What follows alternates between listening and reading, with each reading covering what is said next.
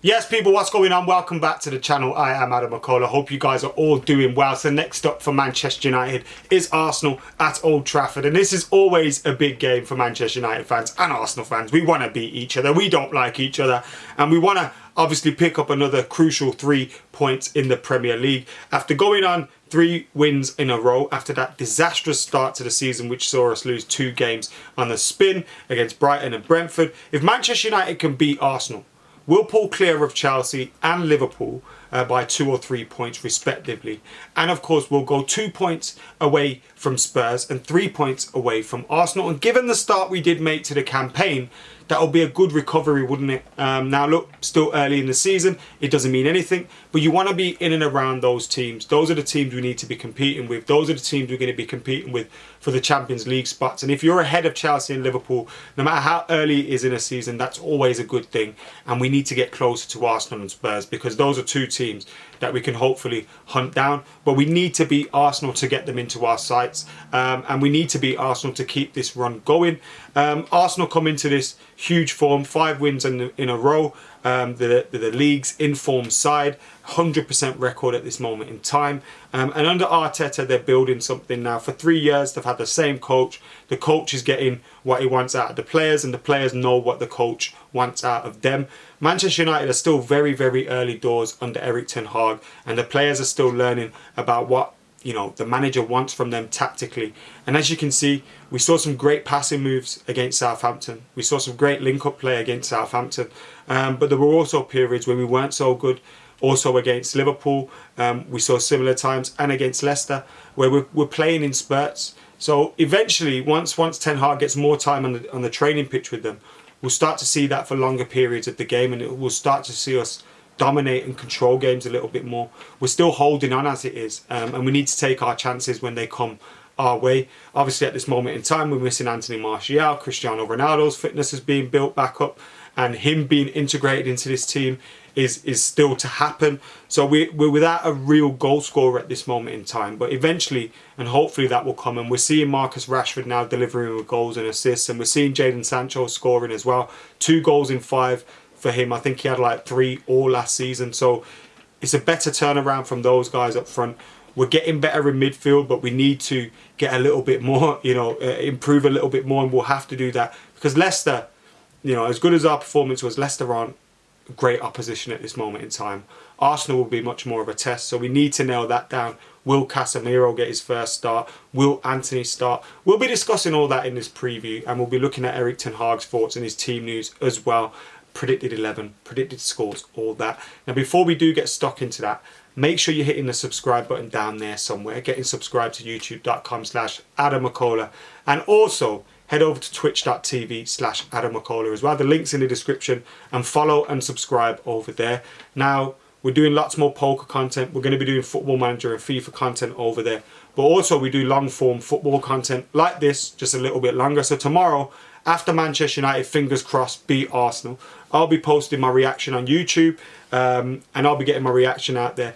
Then once I get home from the stadium, I'll be going live on Twitch. So make sure you're joining us over on there, following and subscribing on Twitch as well as YouTube. But like I said, let's get stuck into this preview properly. Now, Manchester United against Arsenal, the team news from Erik ten Hag. Now, in terms of Antony Martial, it's not good. And this is horrible, isn't it? Antony Martial has a great pre-season. He comes back and he shows how good he is against Liverpool. He's had 2 spells out with 2 different injuries. Erik ten Hag has confirmed he don't know when he will be back, which is obviously not great for us either. Hopefully he'll be back soon. I think what you'll see from Erik ten Hag is he'll probably build him back up slowly because we know how important it is to the team. He'll do similar things with what he did with Varane in terms of just building him up and integrating him back into the team slowly, because you don't want him breaking down with another injury again.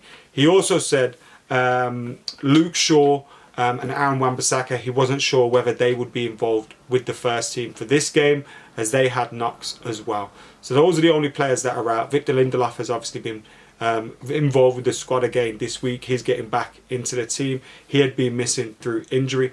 So we've got a good, squad to choose from for this game.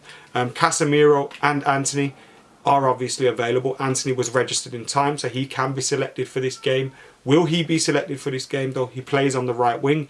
That may mean we see Anthony Elanga taken out of the first team, But are we likely to see Antony introduced to the team quicker than we will see Cristiano Ronaldo? And what will that say about Cristiano Ronaldo's standing in the first team, that Anthony Elanga gets picked ahead of him at times, and Antony comes straight in. Obviously he's an £80 million signing, but he comes straight in and is straight back into the team. That would be an interesting dynamic, wouldn't it? I'd love to see Antony in there though, at home, at Old Trafford, against Arsenal, televised game. It's not a better place to make your debut, is it? And I think he could definitely shine. He's someone that really, really wants to play for Manchester United at this moment in time. Coming up against Arsenal, tricky team to come up against at this stage in the season. They've obviously got confidence at this moment in time. And whilst their performances in the last few games haven't been convincing, they have suffered setbacks like we saw against Aston Villa.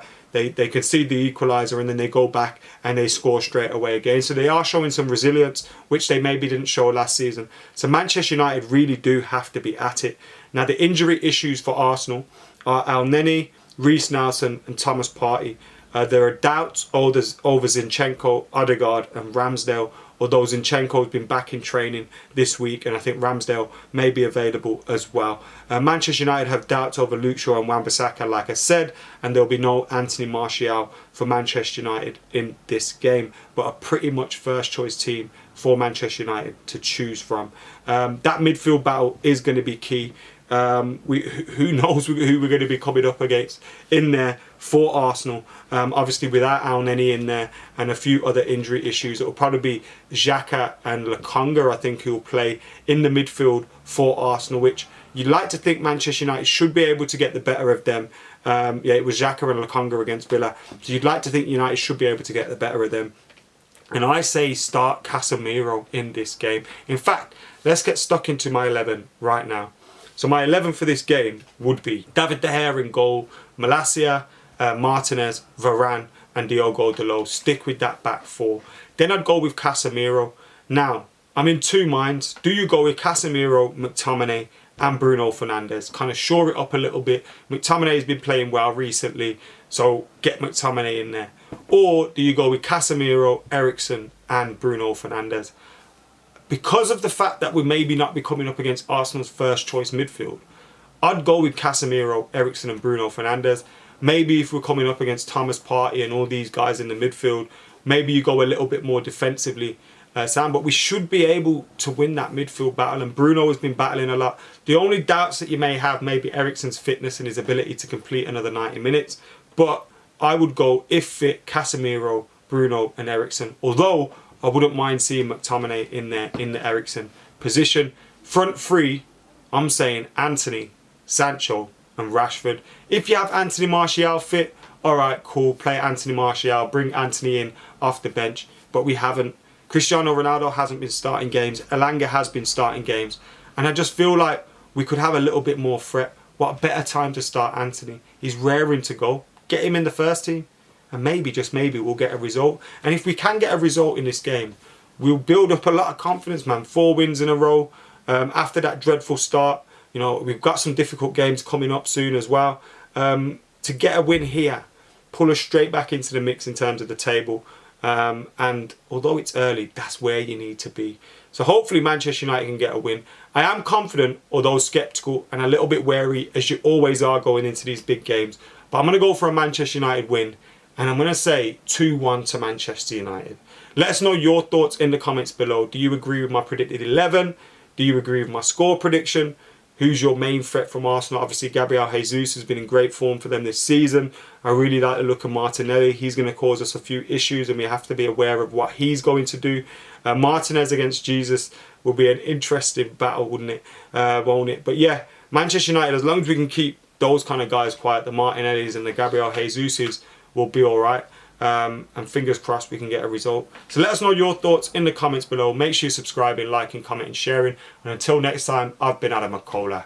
Hopefully next time you see me, I'm outside Old Trafford and we beat Arsenal. I'm out of here.